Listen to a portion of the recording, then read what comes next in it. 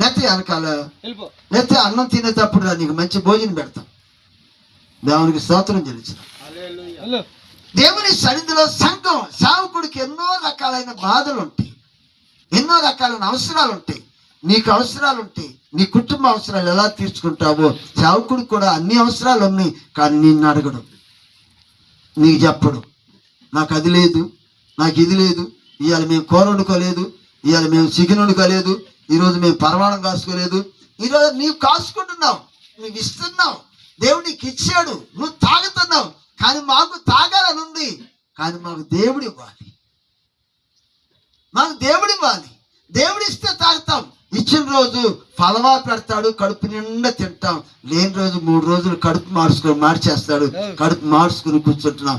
ఎవరికి చెప్పము, ఎవరిని అడగము. చెప్పండి కూడా దేవుని స్తోత్రం చెప్పి. హల్లెలూయా.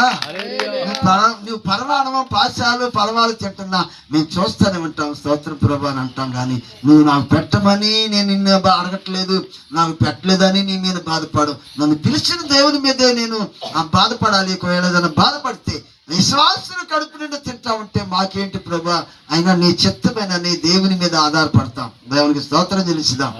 హల్లెలూయా. సేవకులైన వారు దేవుని సన్నిధిలో దేవుని మీద ఆధారపడండి, దేవుడు మీకు ఇస్తాడు. సంఘస్థులు మనకి ఎవ్వరు, సంఘం మనల్ని పోషించదు, సంఘం మీద మనం ఒత్తిడి తేకూడదు, సంఘం మీద మనం ఏ విధము చేతనైనా మనం ఒత్తిడి తీసుకురాకూడదు. దేవుని ప్రేరేపణ వాళ్ళకి ఇవ్వాలి, కానీ వాక్యాన్ని ఉన్నది ఉన్నట్టుగా బోధించండి. హల్లెలూయా, హల్లెలూయా. వాక్యం ఉన్నది ఉన్నట్టుగా బోధించండి. ఒక రోగి ఎంతవరకు స్వస్థత పొందడానికి ఎంతవరకు బోధించాలో, ఆ రోగం తనలోని బయటికి రావడానికి ఎంతవరకు బోధించాలో దాన్ని బోధించు, స్వస్థత కలిగింది. అలాగనే వాక్యం ద్వారా విశ్వాసులు సంఘం అభివృద్ధి చెందాలంటే ఎలా చేస్తే అభివృద్ధి చెందుద్ది? ఇవ్వండి, దేవుడు మీకు ఇస్తాడు. దశంభాగాల గురించి చెప్పాలి, అది ఇచ్చినా ఇవ్వకపోయినా ఉన్నది చెప్పాలి. లేనిది కల్పించుకుని చెప్పబాకండి, లేనిది కల్పించుకుని చెప్పకండి. రెండోది, సంఘాల్లో జిమిక్కిలు మిమిక్కిలు చేయబాకండి. దేవునికి స్తోత్రం చెల్లించండి. సంఘాలు ఏం చేయకూడదు? జిమిక్కిలు మిమిక్కిలు చేయకూడదు. ఏంటయ్యి జిమిక్కిలు అంటే? ఏంటి?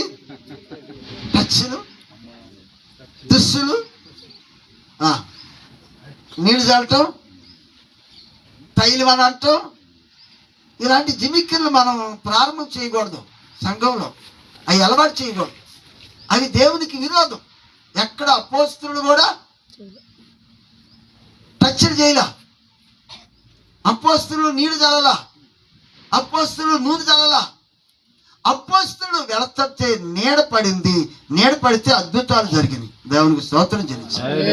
హల్లెలూయా. అపోస్తలులు కచ్చీపు పంపిస్తే అద్భుతాలు జరిగినాయి. అంతే.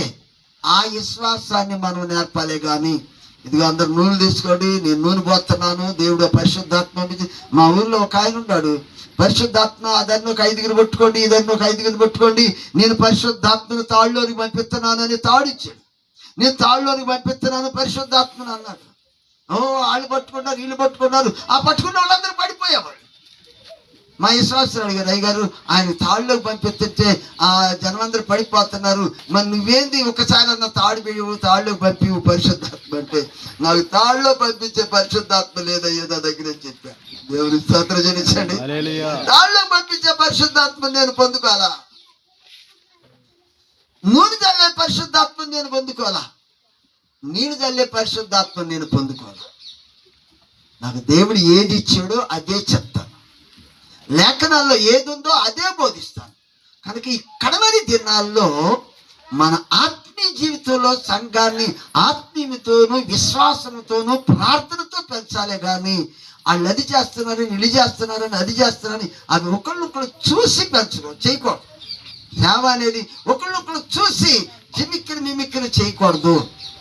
టీవీలో చూస్తూ ఉంటాం, యూట్యూబ్లో చూస్తాం, ఆ సంఘం అంతా కలిసి ఆరాధన చేస్తాడు, ఒక ఆయన వెళ్తాడు, తల మీద చేయబడతాడు, టచ్ అంటూ ఉంటాడు, పడిపోతూ ఉంటారు. వాళ్ళు ఎందుకు పడిపోతున్నారో తెలియదు. ఈ వారం పడిపోతారు, వచ్చే వారం పడిపోతారు, వచ్చే వారం పడిపోతారు, సంవత్సరం 12 నెలలు పడిపోతారు అంటారు. ఇక్కడ నిలబడేది ఎప్పుడు? వాళ్ళు ఇంకెప్పుడు నిలబడతారు? ఇంకెప్పుడు నిలబెడతాడు ఈయన?